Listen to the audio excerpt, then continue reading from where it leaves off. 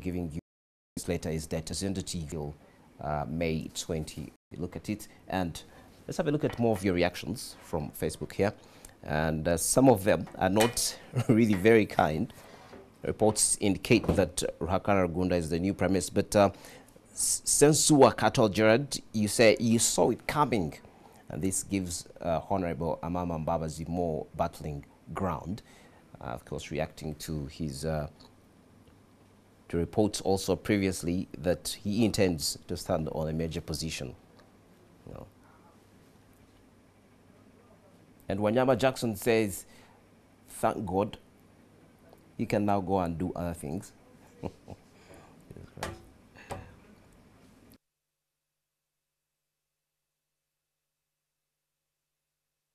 They read here.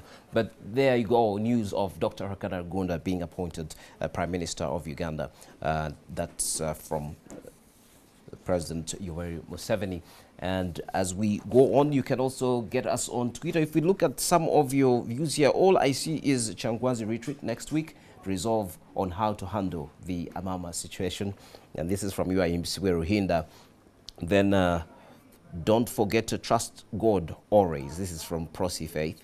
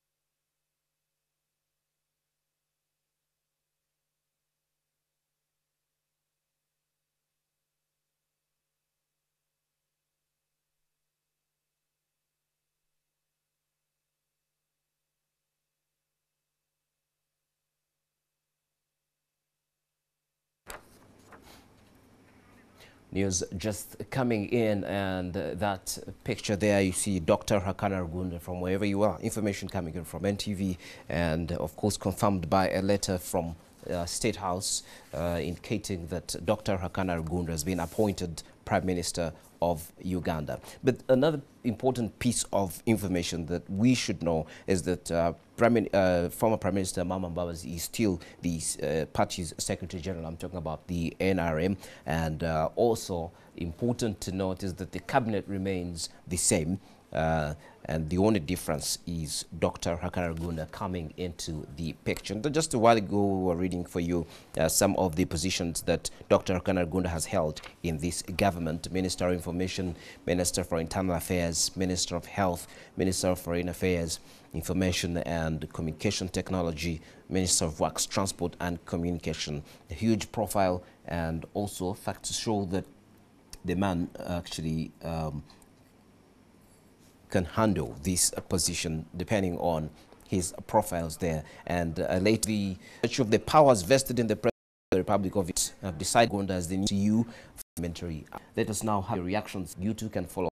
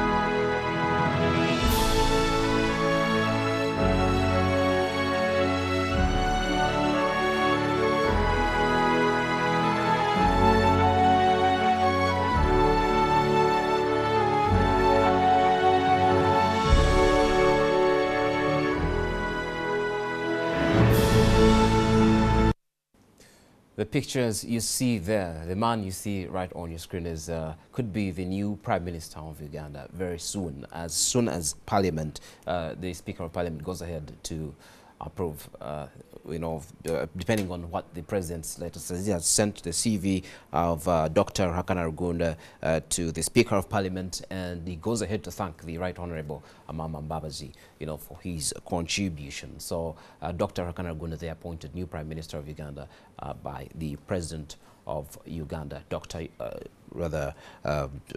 President of the Republic of Uganda, Yoweri Kaguta Museveni. Now, in the studio to give us reactions on what this means and where is it taking us, and Dr. Tanga Odoi, the political historian. You're very welcome, Dr. Odoi. Thank you, thank you. Yes, how has this news been received at Makerere University just before you came here? I think the first thing is that it has now started causing a kind of stampede of excitement and anxiety. First of all, I think the choice of Ndugu Rugunda is an appropriate choice. If one takes the measure, the caliber of the man, and the level of diplomacy with which he handles issues. But the timing is what I think has caused excitement at the university. The few staff and the students I've talked to before coming here were all asking, why now? Why should this be done now? And I think that's the excitement we are going to have throughout the country. Yes. Because if one has been following, there has been what I called a battle of two friends. I, for one, did not expect that these people are actually fighting to the extent of, say, this one getting the other's throat. I thought this was just a family party gone wrong, maybe a family difference of the NRM family, top brass. But where it has reached now, it almost lending credence to the conspiracy theory that Mbabazi wants to stand and Museveni does not want Mbabazi to stand.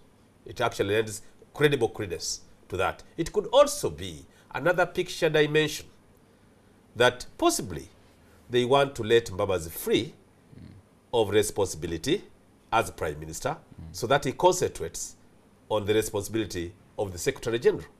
I think all these details should be given to the public. The President has power to hire and fire. He can only fire a Prime Minister or subordinates as ministers and ministers of state. But for Secretary General, that is within the mandate of the party. And the delegates who actually did the election should be called to the fore to decide that one. So I think there are two possibilities until we get official media, official national kind of clarification. There's a possibility that Mbabazi is becoming a threat, that conspiracy theory, and why not get him out of the equilibrium. There's also a possibility you are going to strengthen the party more when actually you give Mbabazi less responsibility and allow him to concentrate as Secretary General on affairs of the party, especially the coming election within the NRM party. But we have seen also at some point in the news that Amama Mbabazi wants to stand for president. Then of recent, he went to Chigezi and he was given a spear and then a shield, and then he sat down, just exactly like we have seen the big man do at some point. Do you think now the public will go ahead to believe what you call the conspiracy theory that Amama Mbabazi wants to stand for president? Well, I think, or is this making him even more popular, by the way, to the masses? Well, I think come what the results, come the official position, it will actually have consequences on the movement, negative or positive. Let me start with what people always want to start with, the negative. It will actually weaken the movement to the extent that those who are not believing that Amama is going will now believe he's going, and any fight will be that they fight Amama Mbabazi today, they will fight me tomorrow. So once Amama goes in an unorthodox manner, it will create that fear within the movement not to come out, members of the movement, not to come out and criticize, not to come up and ambition for power, not to come up and declare their interests. Because if you declare today, they will fire you tomorrow. It will show that there's lack of internal democracy, maybe within the movement. That is a very important point. Then the Banyakigezi of this world, and that population cannot be underrated. The Bachiga. The Bachiga. will actually now view it from a different angle.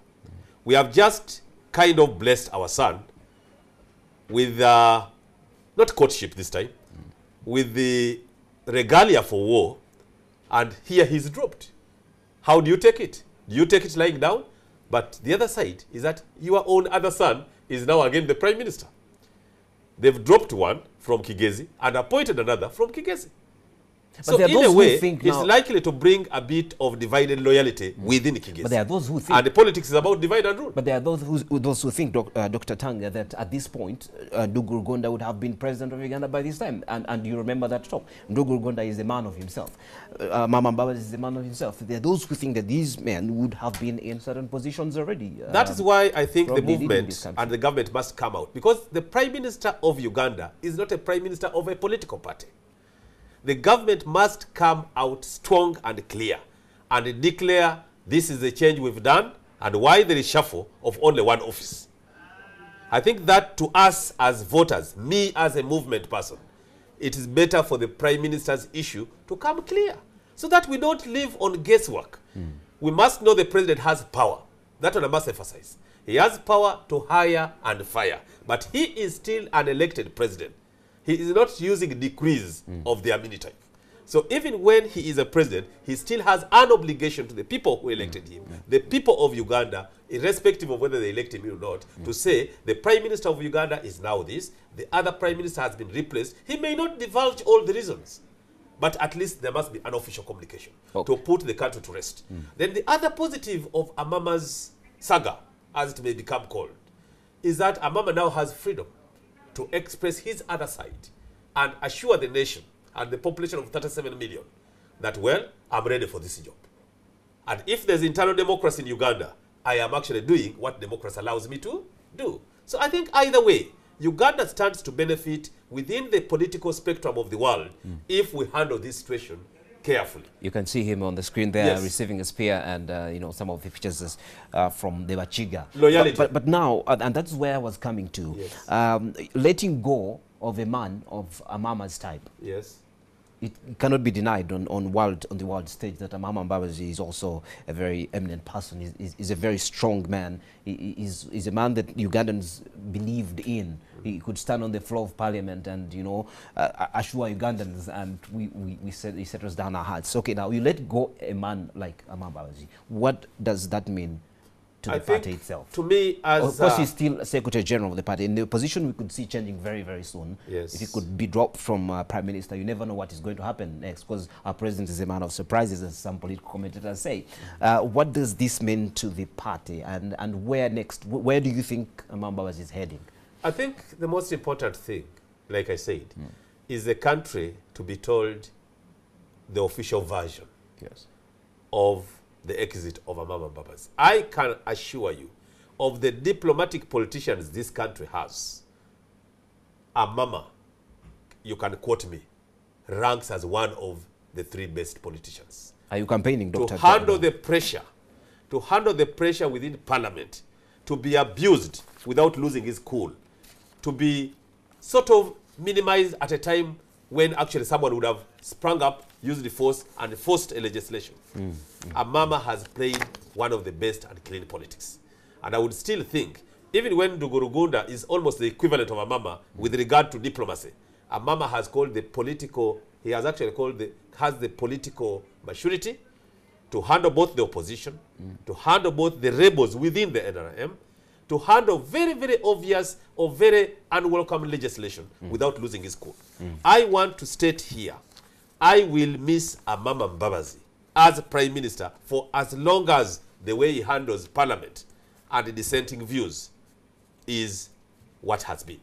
If you see the way he has handled the opposition, the way he has handled the police, the way he handled sectors of society, the way he has related with the common people, I think President Museveni's choice of Rugunda fits exactly there. Rugunda can relate with every other person. But the magnitude depends on individual inborn character. You know, you cannot say Rugunda will play to the same tune as Amama. So, while I want Rugunda, I love Amama, like I love the president. So, the 3 players or the 2 players should make the country stable than to make the country go into petty differences. Because look at Kigezi now. If nothing is done properly, you never know. People can start tearing one another. These ones may say, yes, it has been dropped. The other ones say, and from just that region, you may find divide. So I think the government must come out and make a very clear statement that the president has power to do this and the other. He has done this. Amama is going to do the following jobs. And so that the country rests. Dr. Odoi. But the other political players, the opposition, I'm sure cannot be happy. Because up to now, they don't know what game plan these two people have. I still believe the president, Yoweri Museveni, and Amama cannot tear one another. They are too close. They know their inner secrets. They know their political secrets to the extent that I'm sure they could have sat together and agreed, go this way, I move this way. Let me be judged wrong. But to me, that's what I think for now. Dr. Tango, there's something very important, something else that's very, very important. We are in an era where we have reached crucial stages of development of mineral resources. For example, oil. The Prime Minister has been, the former Prime Minister in this case, has been very, very instrumental in putting these agreements together, in standing on the floor of Parliament and you know, telling Ugandans, trying to make people understand what this oil industry is about. He has played a big role. I don't know whether we are going to lose his input because we still have a lot to do in as far as the development of the oil sector is concerned. Let me tell you, yesterday I was teaching the history of the collapse, the rise and collapse of the Zulu state and what reflections Africa can benefit from. When a state is built on personality cult than institution, that state is built on the bricks of collapse. And what I've been saying about the politics of Uganda, let us build states than building individuals. If we go by the fact that Amama is going, but we are worried of this and the other, that's because we've not been building strong institutions. Let us build strong institutions so that if one leaves office, the institution, the country continues without impact. In fact, the worry of some Ugandans is similarly my own worry. What about the fact that if we are not handling it well, a lot will leak we should not have leaked? So let us not build personalities. Let us look at every office in Uganda, starting from the presidency, as an office, not as a person. So that let us even look at the president handing over. And there should be nothing in the country for anyone to worry about. Because if the president hands over to another one tomorrow, surprisingly, the country should run. Similarly, appointing a new prime minister, replacing Amama, should not cause us a lot of worry if we have been emphasizing issues to do with institution. But if we say someone wants to go for my political job, I should alter him. Someone is doing this, I should change him. That brings division within a country because Amama has supporters. President Museveni has supporters. And this support can go up to the army, up to the police. Do we start fighting? Do we start beating one another? Do we start clashing in the streets? Do we start harassing people supporting one camp against the other? If we do that, then it means the 28 years of rule of NRM, where Mama and Museveni have been direct internal players, is not of benefit. And there has been just this brief one, Twitter, the social media has been, you know, awash with comments from the youth saying, Mr. President, what about the youth? We have seen the president say, you know, we have cadres, we're going to put them in those positions. I mean, look at this now. Where do you think the youth will be left? Because they are saying, look, we expected maybe a person of a younger age. You know. Well, I think there are those who are saying the Katikiro of Buganda has one could have been. Well, I think the Katikiro of Buganda, with all due respect, is playing a very good role in this country.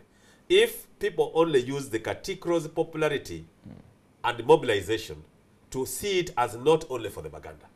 I called a friend, in fact a senior, in Toronto, a senior uncle, a senior friend of mine, telling him, breaking him news. He said, but what about you? What post have you got? Why weren't you given this position? I laughed it off. I said, mine? I think they have forgotten me. Maybe in the cabinet reshuffle, I may take over the minister for Kampala. Because I had actually earmarked Honorable Rugunda to become minister for Kampala. Why? The youth must be nurtured. The youth must be nurtured, but must not be given very highly technically requiring posts. I'm not a youth. I don't fall within the bracket of youth. Therefore, even when I'm speaking about you people, I'm actually saying you should be nurtured. You should be given positions of responsibility, but which allows you to learn more from very good cadres or leaders at the top. Why am I saying Kampala? The engine of Uganda is the city. I love the young minister of Kampala. I love him for the courage, for his fluency, but I don't love him for the political play which divides people more than bringing them. You don't want to rival Doctor. You don't want to rival. I don't want Frank to be Mbabazi. He a will come for you. No, he's my friend, and I've Okay. talked it over with now, him. speaking of the minister for Kampala and of course presidency, in more breaking news, embattled Kampala Lord Mayor Arias Lukwago has dropped his deputy Sulaiman Chidandala.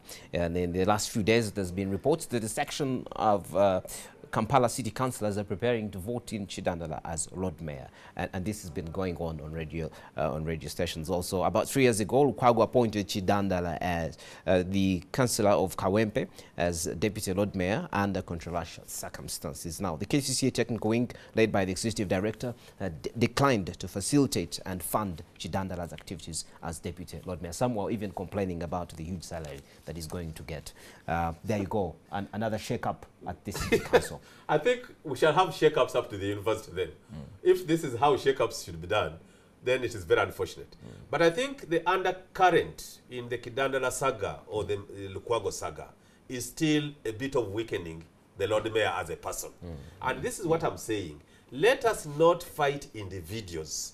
Let us not fight to the extent of weakening an institution. Let us leave institutions work. Lukwago was voted by the people. No matter how you fight him, Lukwago will remain popular. I always ask myself a question. How does the NRM benefit from the Lukwago fight? Will it take over Kampala? But the Lukwago fight has Will it take over the whole Kampala? It may not even win one constituency.